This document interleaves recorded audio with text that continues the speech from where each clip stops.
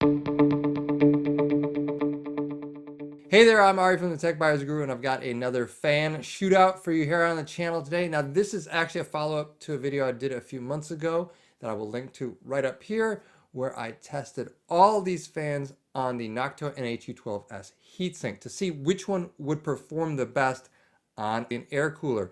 Now, a lot of fans are marketed as being really good as cooler fans, and most of them are actually referred to as radiator fans. Well, I have this hunch that a radiator fan is not equal to a heatsink fan and vice versa. So again, in my first episode, I tested on heatsink, and actually the winner was this one right here, the Scythe Wonder Snail. It was really amazing, particularly for the price, around 17 bucks. Now, actually, since then, this is sold out. It hasn't been available anywhere in the US or around the world, as far as I can tell from comments I've received from my viewers, but that's typical for Scythe. Scythe is always releasing products in limited quantities and then selling out for like 6 months. So anyway, hopefully the Wonder Snail will return, but like I said, it may not win because a Rad Fan and a heatsink fan may not be the same thing. So this time around, I'm testing on the H100i all-in-one liquid cooler from Corsair. And as a baseline, I'm actually going to use Corsair's ML120 fans. Now, that's not actually the fan that's included with this particular model of H100i, but it is the fan that's used on almost every H100i currently. So that's what I'm going to use because people are very familiar with the ML120 series. So that's going to be the baseline. And then we're going to see if all these fans can beat it and which of these fans will actually come out at the top. Now, I think that they're all pretty good fans. Like in my previous shootout, they were all really good. Yes, the Wonder Snail was better than the rest, but none of these fans is bad.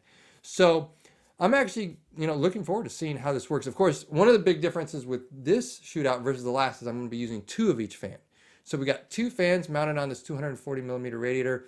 Maybe when you have 2 fans working together, one of these other models is going to pull ahead of the Wonder Snail. Maybe we're going to have some other issues with the back pressure you get with a radiator. Okay, so the fins in there are going to be a lot more tightly spaced than on a heatsink. That's where I think one of these may pull ahead, whereas it wasn't actually the leader in the last shootout. So without further ado, let's jump right into the contenders and then the benchmarks. The fans we have in the shootout are the Arctic P12 PWM, which comes in around $10, and then the newer P12 ARGB, which comes in around $17. Then we have the Noctua NF-A12x25, very popular fan, now comes in around $33 after a price increase. Then we have the Scythe Wonder Snail 120. This comes in around $17 if you can find it in stock.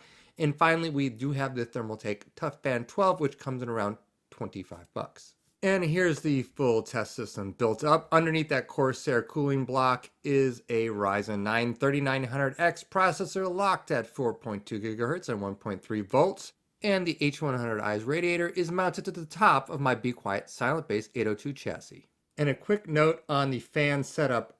While the Noctua includes this gasket to close the air gap between the fan and the radiator, I decided it was best not to allow an air gap between the fan and the radiator for any of the fans. Instead, just flush mounting them by removing the rubber bumpers where possible. So that included the Noctua, the Scythe, and the Thermaltake. The Arctic P12 actually doesn't have any bumpers on the end, so it had a very tight fit. And the P12 ARGB does have bumpers, but they're very thin and didn't create much of a gap. Alas, there is another methodology issue that I have to share with you. I found that as I did a number of benchmark runs, I could really distort the results depending on which order I performed these benchmarks in. So unfortunately, the only way to get around this is to blow all the air out of the case in between every run. And that's just not feasible given time restraints. So what I did instead was do all my testing in the same order for every fan, starting with the highest maximum RPM and then going down to 35 decibels, which was the lowest RPM or decibel level I tested for each fan. That does mean that when I started at maximum RPM, the conditions were most favorable inside the case.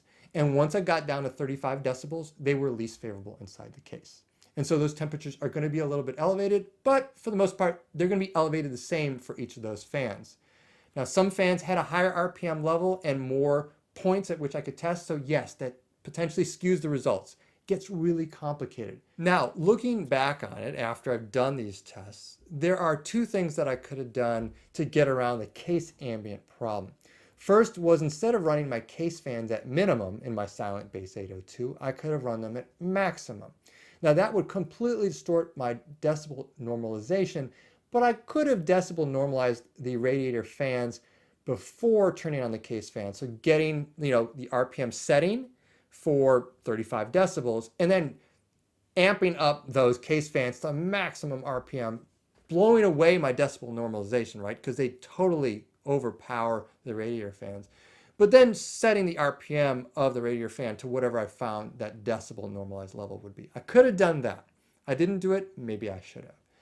Another thing I could do is remove the side panel and, frankly, every possible panel from the case so that the case interior is as close to the ambient room temperature as possible. I didn't do it because I wanted to provide something that was pretty realistic. People don't typically run their systems with the case panels off, but maybe in retrospect, I should have done that to give you the best results. But I'm sharing this with you so you think about it, all right? So you realize there's a whole lot that goes into fan testing, and getting it right is more than slapping a couple fans on a radiator, running a benchmark for 10 minutes, and throwing your results up on YouTube. So with that said, this wasn't perfect. I did my best. I took a lot of time doing the shootout. And I hope you enjoy the benchmarks that I'm going to present right now. So I'll start with maximum RPM benchmarks. This is what fan manufacturers really want you to focus on. And when you look at anything like airflow specs or static pressure specs, they're testing at maximum RPM. And I always tell people you really can't trust these because you rarely want to run at maximum RPM. And to convince you why, I'm going to share some audio samples of all of these fans running at their maximum RPM. Some are pleasant, some are not.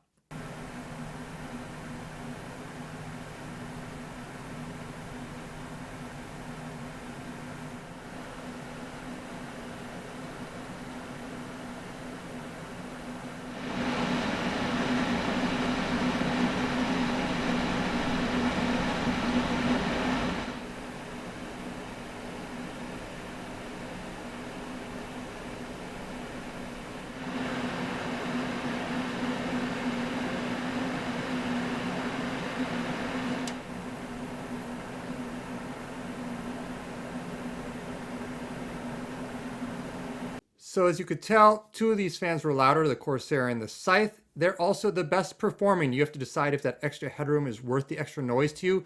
From my perspective, the winner is the Noctua at 71 degrees with a noise level of just 40 decibels. Now let's get into the noise normalized results. And here I'll start from the lowest level of noise that I tested, 35 decibels, which is about the limit of my noise meter. It will go down to around 32. But I figured I'd just go with a round number and a noise level that frankly people are going to be mostly comfortable with. I measured this at 2 feet away from the case. 35 decibels from 2 feet is pretty quiet. And here we see Noctua ahead by 1 degree versus all the other competitors. The worst here is the ML120 from Corsair. To get that fan down to 35 decibels, you do have to lower it way off its RPM peak, and it's just not that effective.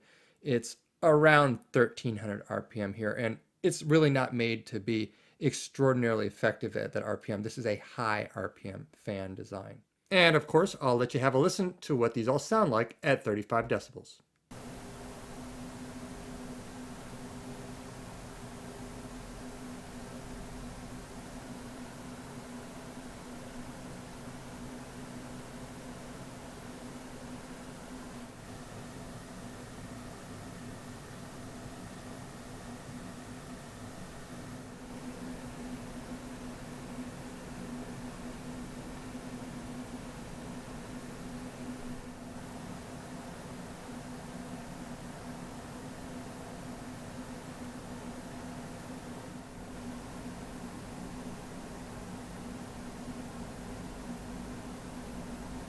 Now there's one more thing I do have to discuss, and that is the resonance issue of Arctic's P12 fans. I've discussed this previously, but I caught it red-handed this time around. As I turned down the RPM to hit what I thought would be the 35 decibel level, it suddenly peaked at 40 decibels at 1550 RPM.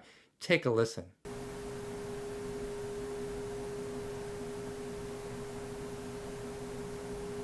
Backing it down just 40 RPM made all the difference.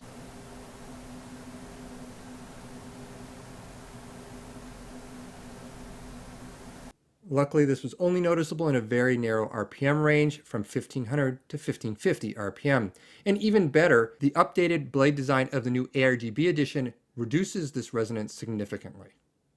Next up, let's go to 40 decibels. Now, 40 decibels is a level that I think is completely reasonable from 2 feet away if you are running a max load. So, for instance, if you're doing some rendering or you're running a really tough 3D game or virtual reality game and you've got everything blazing, your GPU, your CPU, and you don't care too much about noise, but you're still sitting next to your PC, 40 decibels from 2 feet is about the limit for me. And here we again see that the Noctua is ahead at 71 degrees. So it is doing really well here. Next up are the Thermaltake ToughFan 12 and the P12 A-RGB from Arctic. Interestingly, I kind of had to round here a little bit because the Thermaltake's maximum RPM level actually sits it at 40.5 decibels, and I didn't retest it exactly at 40 because the results would really be the same. So that's a slight bit louder than the Noctua. And then the P12 ARGB maxes out at 39.5 decibels. Again, I rounded it up to 40 rather than setting a different criteria for that fan. So those two fans are at 72 degrees, really quite similar to the Noctua, but not at the exact same level. And I was a little disappointed in the Wonder Snail here at 73 degrees, a step behind the competitors and on par with the $10 P12 from Arctic. Now that's not bad, but I was a little bit surprised. Now, again, the ML120 as the baseline is actually okay here. It's definitely not going to win any of these decibel normalized benchmarks, but hey, it actually tied the Wonder Snail and the Arctic P12. So, that's pretty good. It's better than I would have expected the ML120 to do in any of these benchmarks. The biggest problem for the ML120 from my perspective is that it had a ton of turbulence. So listen really carefully to these noise samples at 40 decibels and see if you can pick it up. It's almost like a beating or thumping sound that none of the other fans presented during the sound sample.